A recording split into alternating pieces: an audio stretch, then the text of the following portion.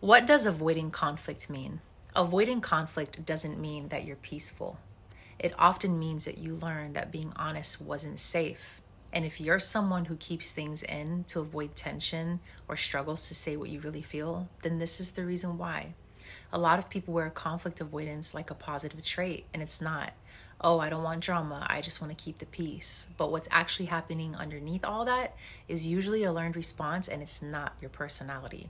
At some point growing up, you expressed yourself and you didn't feel safe doing it. Maybe when you spoke up, it caused tension, a lot of drama. You were dismissed, it led to tons of arguments, emotional withdrawal, being misunderstood, etc. So, what happened is your nervous system adapted to that. It learned that it's safer to stay quiet than to risk disconnection, and that adaptation worked, so it stayed with you. Over time, this turns into a pattern, though, that you don't even question, which can be hurtful.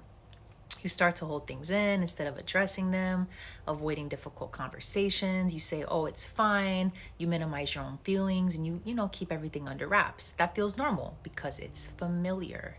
But what's actually happening is that you're prioritizing comfort temporary over real truth. And here's where it gets much deeper. Avoiding external conflict creates internal conflict within yourself because now you're not expressing what you feel, you're feeling it instead. So it turns into resentment, frustration, emotional buildup, or even shutting down completely.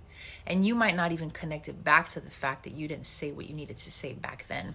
This doesn't just stay mental either in your body. When you're constantly holding things in, your nervous system stays in a low level stress response. It shows up in many different ways. Your body is carrying what you're not expressing in your stomach, in your head.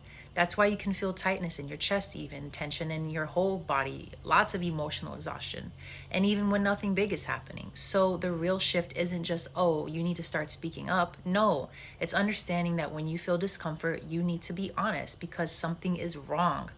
It's because something is unfamiliar. Your system is used to safety through silence. Silence is not safety.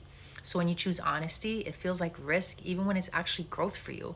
And you don't have to go from silent to confrontational overnight. Start with small things.